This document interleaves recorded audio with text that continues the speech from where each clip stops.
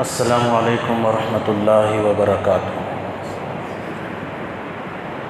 الحمد للہ رب العالمین والصلاة والسلام علی اشرف الانبیاء والمرسلین محمد وآلہ وصحبہ اجمعین، اما بعد فاعوذ باللہ من الشیطان الرجیم، بسم اللہ الرحمن الرحیم۔ فوقاه الله سيئات ما مكروا وحاق بآل فرعون سوء العذاب النار يعرضون عليها غدوا وعشيا صدق الله العظيم۔ وقال النبي صلى الله عليه وسلم استنزهوا من البول فإن عامة عذاب القبر، أو كما قال عليه الصلاة والسلام۔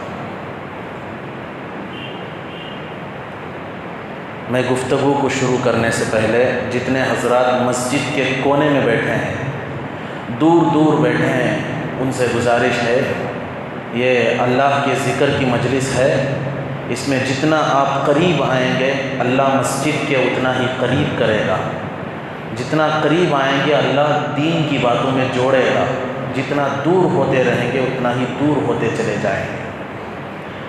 حاضرین گرامی، اللہ تعالیٰ نے اپنے کلام مجید کے اندر ارشاد فرمایا،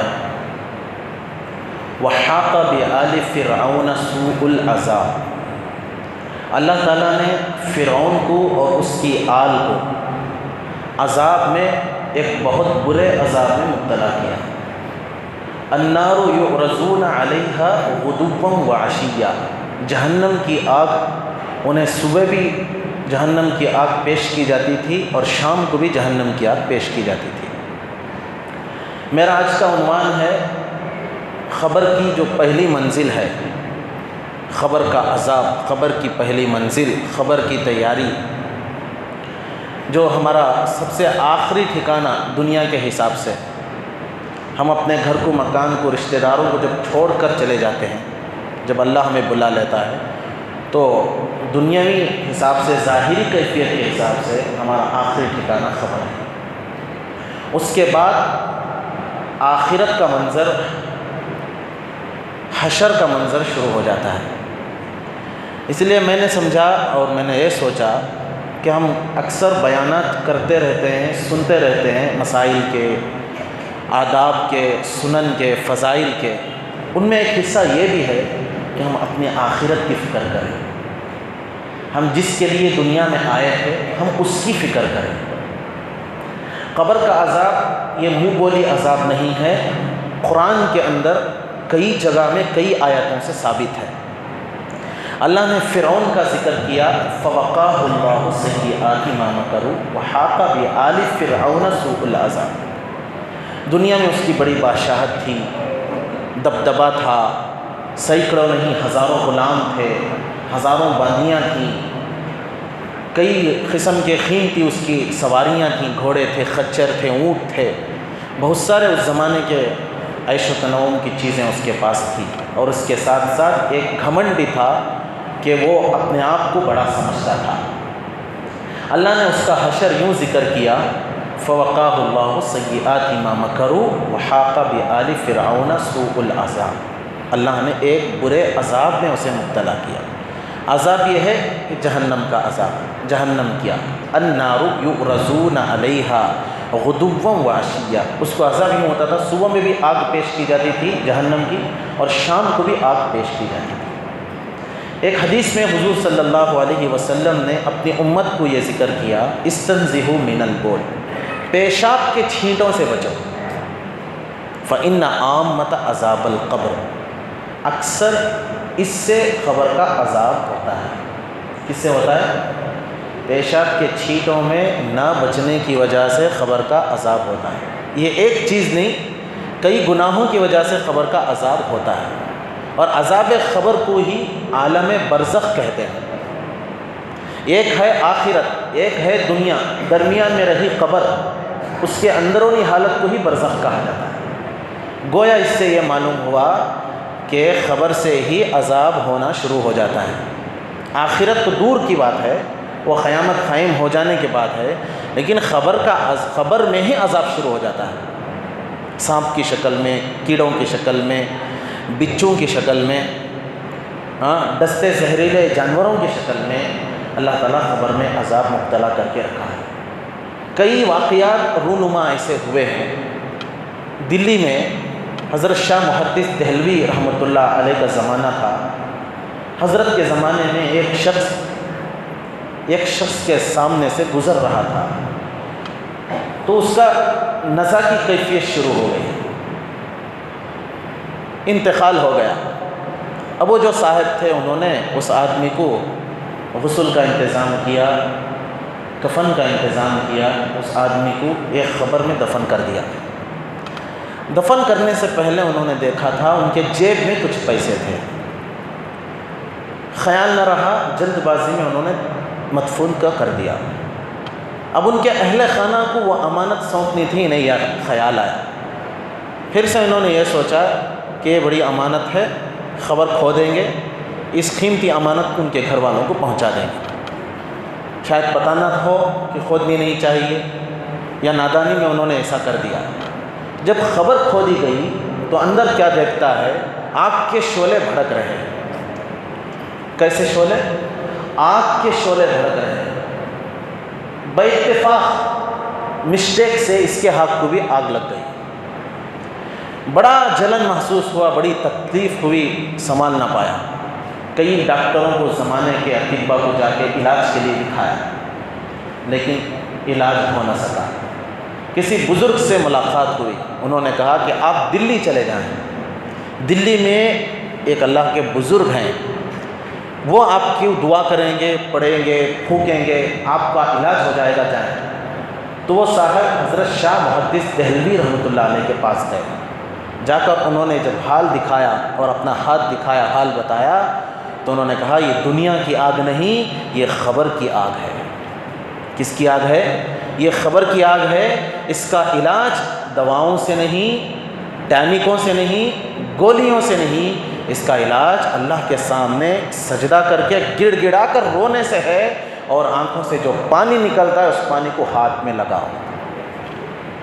اس صاحب نے ویسا ہی کیا۔ یہ واقعے سے ہمیں یہ عبرت ملتی ہے کہ ہم اپنے قبر کو پیسوں سے نہیں سجا سکتے، ہم اپنے نام سے نہیں سجا سکتے، ہم اپنے کاروبار سے نہیں سجا سکتے۔ ہاں کچھ طریقے ہوں گے، پیسہ صدقہ دے کے کچھ طریقے ہوں گے، میں ایک عمومی بات کر رہا ہوں۔ ہم کسی بھی چیز پر بھروسہ کر کے نہیں سجا سکتے۔ اگر سجانا ہے تو اللہ پر بھروسہ کرنا، مکمل طریقے سے استغفار کرنا۔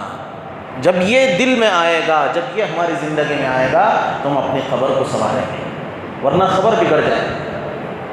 حضرت رابعہ بصریہ، ان کا بھی ایک مشہور واقعہ ہے۔ یہ بہت بڑی ولیہ تھی، اللہ کے قریب بہت نیک بندی تھی۔ ان کا انتقال ہوا۔ انتقال ہونے کے بعد ایک نیک آدمی کے خواب میں آیا۔ وہ آدمی جو ہے بڑا پریشان ہوا، بچک گیا، ڈر گیا۔ آپ کا تو انتقال ہو گیا تھا، آپ میرے خواب میں کیسے آئے؟ اور انہوں نے پوچھا آپ کے ساتھ کیا معاملہ ہو؟ انہوں نے بتایا کہ مجھے دفن کرنے کے بعد کچھ لوگ میرے پاس آئے۔ انہوں نے کہا من ربکا، تیرا رب کون ہے؟ تو میں نے پوچھا تم کون ہو؟ حضرت رابعہ بصریہ نے کہا اللہ نے اتنی صلاحیت اور اتنی بزرگی عطا فرمائی تھی ان کو۔ انہوں نے پوچھا پہلے یہ بتاؤ تم کون ہو؟ فرشتوں نے جواب دیا ہم اللہ کے فرشتے ہیں۔ کہاں سے آئے ہو؟ آسمانوں سے آئے ہیں۔ پوچھا آسمان کی دوری کتنی ہے؟ آسمان کی دوری کتنی ہے؟ بتایا ایک آدمی اگر چلنا شروع کرے 500 برس چلتا رہے گا پہلے آسمان کو پہنچنے کے۔ تو حضرت رابعہ بصریہ نے بڑے میٹھے انداز میں جواب دیا تم 500 برس کی مسافت سے آ کر اللہ کو نہیں بھولے، میں 2 گز زمین کے نیچے کیسے اللہ کو بھول سکتی ہوں؟ میرا رب اللہ ہے۔ میرے بھائیوں، قبر میں آپ کے دکان کا سوال نہیں، آپ کے پیسوں کا سوال نہیں، آپ کے گھروں کا سوال نہیں، آپ کے کاروبار کا سوال نہیں، آپ کی گاڑی کا سوال نہیں، آپ کے نام کا، آپ کے مرتبے کا سوال نہیں، یہ سب یہاں چھوڑ کے چلے جائیں گے۔ 3 سوال۔ کتنے سوال؟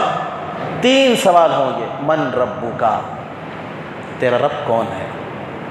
اگر دنیا میں ہمیں اپنا اللہ یاد تھا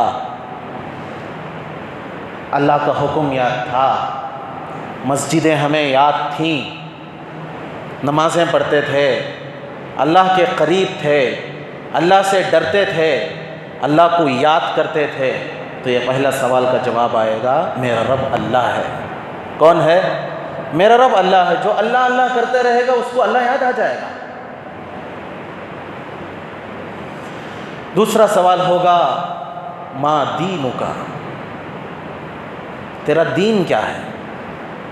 اگر میرا دین مجھے یاد تھا، میرا دین کا تقاضا میرے سامنے تھا، میں اسے پورا کرنے میں لگا رہتا تھا، میرا دنیا کا وقت دین کے لیے بھی لگتا تھا، نماز کے لیے لگتا تھا، بچوں کی پرورش کے لیے لگتا تھا، ماں باپ کی خدمت کے لیے لگتا تھا، قرآن کے لیے لگتا تھا، تعلیم کے لیے لگتا تھا، اچھے کاموں میں میرا وقت صرف ہوتا تھا، تو کہے گا میرا دین اسلام ہے، میرا دین اسلام ہے۔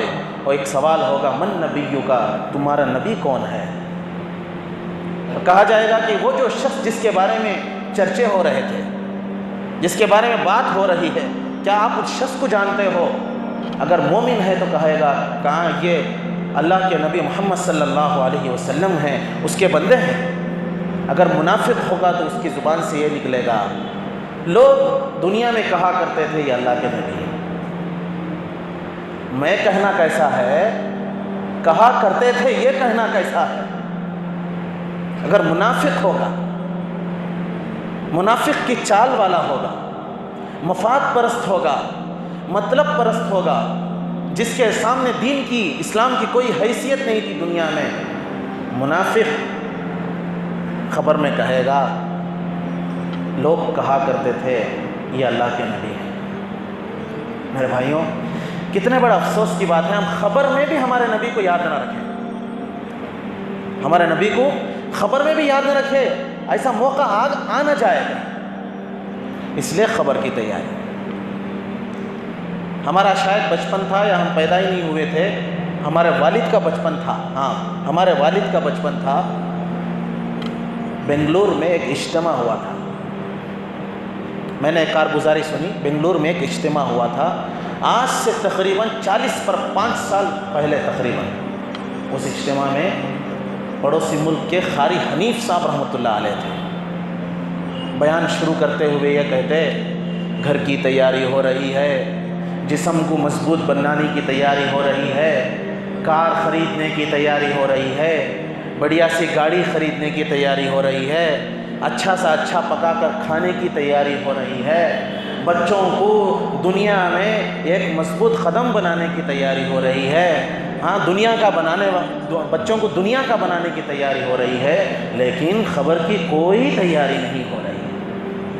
یہ جملے ہمارے کرناٹک کے مسلمانوں کو، پرانے مسلمانوں کو یاد رہ گئے، ہزاروں نہیں لاکھوں کیسٹیں بنی جو آج بھی شاید پرانے گھروں میں محفوظ رہیں گی، شاید ٹیپ ریکارڈ میں ڈال کے سنتے رہیں گے۔ خبر کی کوئی تیاری نہیں ہو رہی۔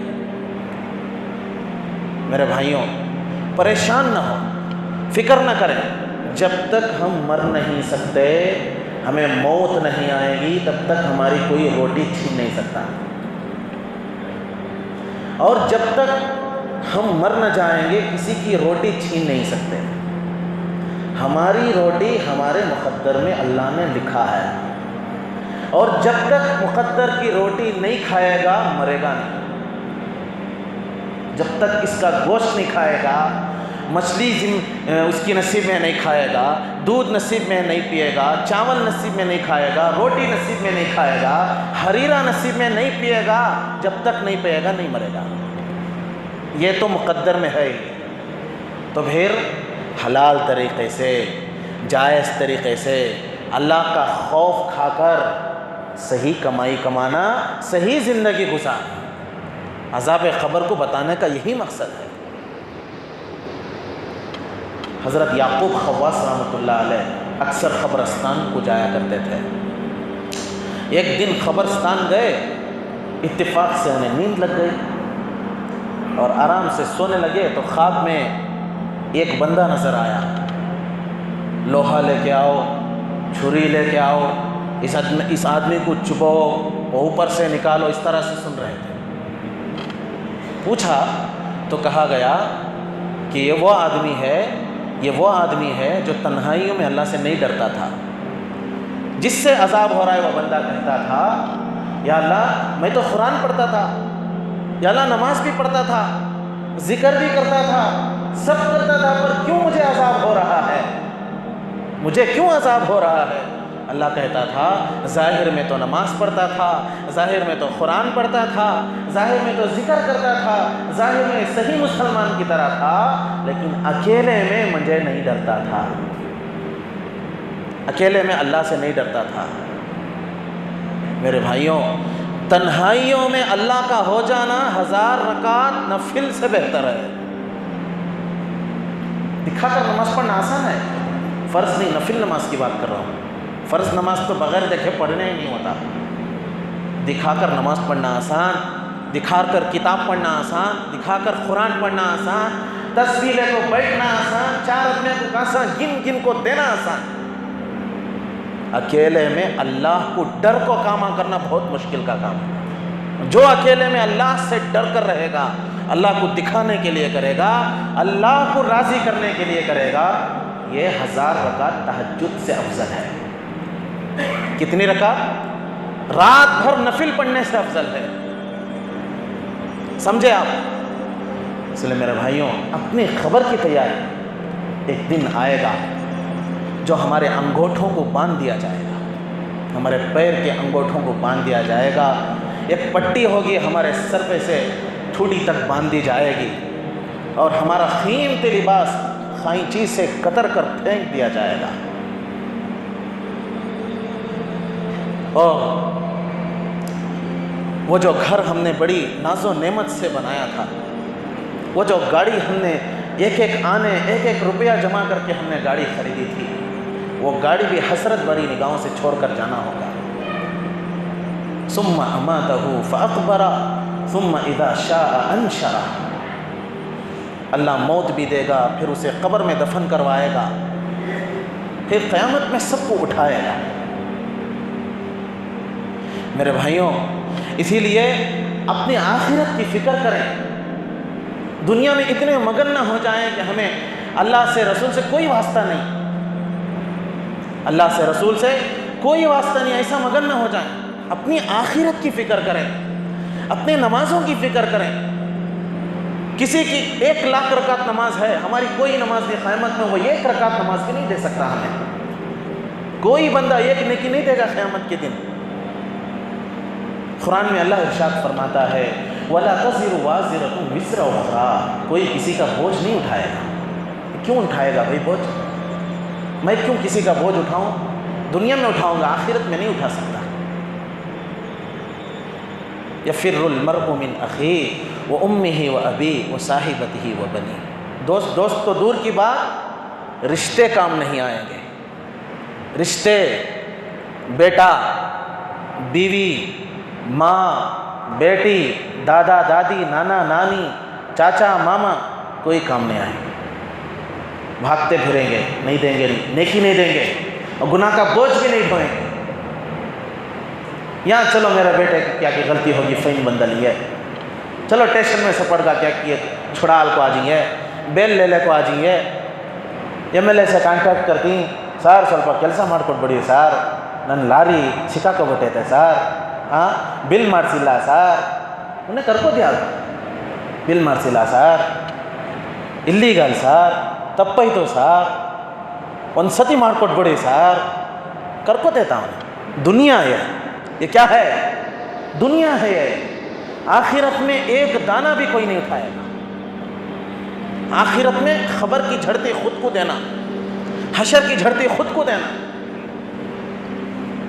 मेरे भाइयों, हज़रत राबिया बसरिया का जो वाक़या आपने सुना, खबर की हालत, हमारी ज़िंदगी ऐसी हो, खबर के फरिश्ते, हशर के फरिश्ते हमारा इस्तक़बाल करें. सलामुन क़ौलन मिर रब्बिर रहीम. रहम करने वाले अल्लाह की तरफ से तुम सब पर सलामती है. ये जुमले कहकर हमें सलामती की दुआएं दें. अल्लाह हमें ऐसे अमल की तौफीक भी अता फरमाए, हम ऐसे अमाल करने की कोशिश करें.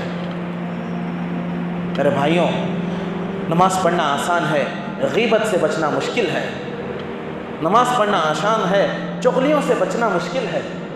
آپ نماز بھی پڑھیں، ان چیزوں سے بھی بچیں، جھوٹ نہ بولیں، جیسا کہ پچھلی جمعہ میں صرف جھوٹ کے بارے میں عنوان ہوا، جھوٹ نہ بولیں، غیبت نہ کریں، کسی کا برا نہ چاہیں۔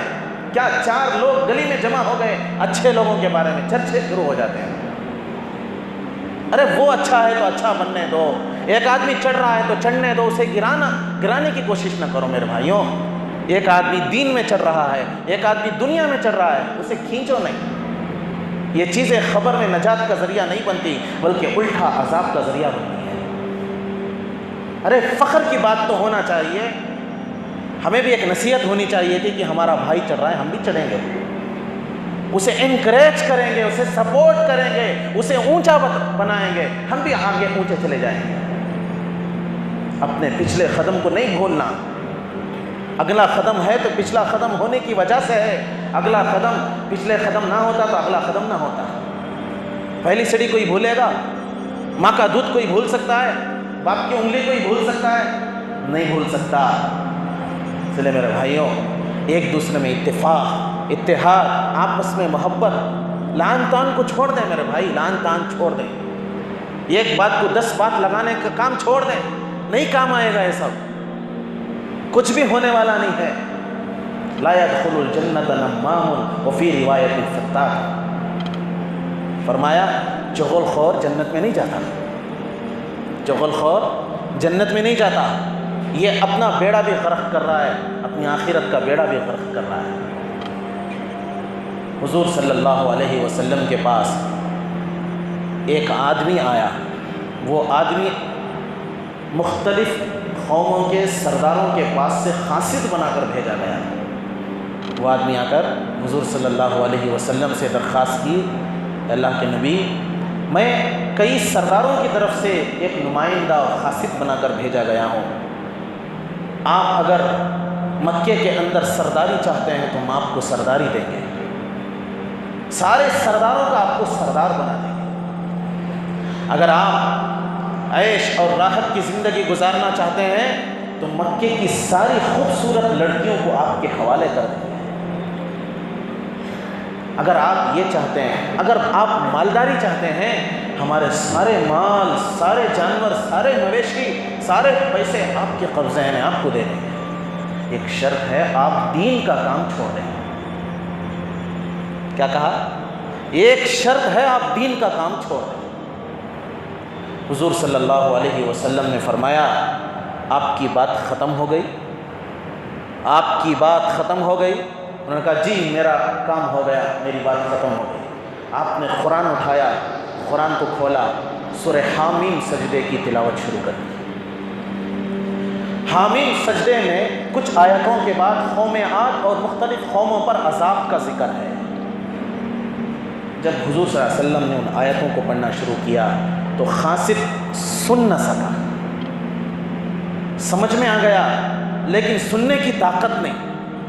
وہ بھی حضور کی بھی عربی زبان، ان کی بھی عربی زبان، قرآن بھی عربی میں ہے، سمجھ گیا لیکن سکت نہ رکھ سکا، بھاگ گیا، اور بھاگ کر سرداروں کے پاس جا کر بولنے کی طاقت نہیں ہوئی۔ 3 دن تک چھپتا پھرا، نہیں بول سکا۔ جب 3 دن کے بعد ملاقات ہوئی تو کہنے لگا، ارے ارے کس آدمی کے پاس بھیج دیا؟ یہ تو وہ ایسا کلام کر رہا ہے، ایسی کتاب پڑھ رہا ہے کہ ساری دنیا اس کے سامنے ششدر ہے۔ میرے بھائیوں، واقعات سنانے کا مقصد ہمارے زندگی میں عبرت آنے کے لیے ہے۔ حضور کے سامنے اچھی خوبصورت لڑکیاں آئیں، قبول نہ کیا، دین کا تقاضا سامنے تھا۔ مالداری آئی، قبول نہ کیا، دین کا تقاضا سامنے تھا۔ اچھی لڑکیاں آئیں، قبول نہ کیا، دین کا تقاضا سامنے تھا، اللہ کو راضی کرنے کا تقاضا سامنے تھا۔ سرداری حضور کی خدمت میں آئی، حضور کے قدموں میں سرداری آئی، قبول نہ کیا، دین کا تقاضا، اللہ کو راضی کرنے کا تقاضا سامنے تھا، قبول نہ کیا۔ میرے بھائیوں، کون ہے ایڈوائس دینے والا؟ اگر کوئی ہمیں ایسا ایڈوائس دے دے تو ہمارے ایمان کی کیفیت کیا ہو؟ بھئی آپ کو پیسے دے دیں گے، وہی نہ چل رہا ہے ہمارے زمانے میں، پیچھے سے پیسہ لینا، سامنے سے ہو کہتے رہنا۔ کون سی زندگی ہے؟ بڑے افسوس کی بات ہے میرے بھائیوں۔ جو اللہ تمہیں سامنے سے دیکھتا ہے وہ اللہ ہمیں پیچھے سے بھی دیکھ رہا ہے۔ ما تخفون وما تعلنون، جو چھپا کر کرتے ہو وہ بھی جانتا ہے، جو دکھا کر کرتے ہو وہ بھی جانتا ہے۔ دیار عشق میں اپنا ایک مقام پیدا کر، دیار عشق میں اپنا ایک مقام پیدا کر، نیا زمانہ ہے، نئی صبح و شام پیدا کر۔ اپنی آخرت کی فکر کریں، اپنے آخرت کو سامنے رکھ کر کام کریں، بے وقوف نہ بن جائیں۔ کل قیامت کے دن اللہ پوچھے اللہ مجھے معلوم نہیں تھا، کیوں معلوم نہیں تھا؟ کیا بولنے والے نہیں آئے تھے تیرے پاس؟ بتانے والے نہیں آئے تھے؟ ایک مثال سے آپ کو سمجھاتا ہوں۔ گورنمنٹ سے ایک اسکیم آ جائے، راشن کارڈ بنا لو، راشن کارڈ بنا لو، راشن کارڈ بنا لو، ووٹر آئی ڈی بنا لو، ووٹر آئی ڈی بنا لو، ووٹر آئی ڈی بنا لو۔ بنانے جاتی نہیں جاتے، کئی کو جاتی، آدھار کارڈ نہیں رہا تو، راشن کارڈ نہیں رہا تو، ووٹر آئی ڈی نہیں رہا تو گورنمنٹ کے کام نہیں ہوتے ہمارے کھیت کی RTC نہیں بنتی، ہماری سائٹ کی رجسٹر نہیں ہوتا، ہمارا گھر ہمارے نام کو نہیں ہوتا، کیونکہ تو ہمارے کوئی پہچان نہیں ہے نا۔ تو پھر اللہ کا بھی یہی ایک آدھار کارڈ بنا ہوا ہے، اس آدھار کارڈ میں ہمارا نام آنا، ہماری ایک پہچان بننا کہ ہمیں صحیح مسلمان کر دو، تبیچ کاما بھی جاکو وہاں صحیح ہوتے۔ اب مثال میں سمجھ میں آ گئی بات؟ جیسا دنیا کا ایک نظام چلنے کے لیے ایک کارڈ کی ضرورت پڑتی ہے، ایک راشن کارڈ کی ضرورت پڑتی ہے کھانے کے لیے، ایک آدھار کارڈ کی ضرورت پڑتی ہے کاغذات کو بنانے کے لیے، زندگی گزارنے کے لیے کمائی دھمائی کی ضرورت پڑتی ہے، ایسے ہی ایک آدھار کارڈ کی ہمیں ضرورت ہے۔ اپنی ایک پہچان بنانی ہے، اپنے خبر کی، اپنے حشر کی فکر کرنی ہے، آخرت کی فکر کرنی ہے۔ میرے بھائیوں، یہ سوچ کر نہ بیٹھ جائیں کل انشاءاللہ اللہ توفیق دے دے گا مجھے نماز پڑھنے کے لیے، کل میں نماز پڑھ لیتا ہوں، کل میں انشاءاللہ مسجد کا پابند بن جاتا ہوں، اب بھی ذرا گھٹ مٹ ہوں، جوان نہیں، ذرا میرے خواہشاں ہی، ذرا میرے تمنایاں ہی، ذرا میرے امیداں ہی۔ نہیں نہیں نہیں، بہت بڑے دھوکے میں۔ جوانی کا ایک سجدہ بڑھاپے کے 70 سجدوں کے برابر ہے۔ بڈھے ہو بعد نماز پڑھو، بڈھے ہونے بعد میں روزے رکھو کر کو بولے اللہ کہاں تو بھی ہے؟ بچہ بالغ ہوتے ہی نماز فرض ہوتی ہے، اگر کو ایسے کیا ہوتے ہی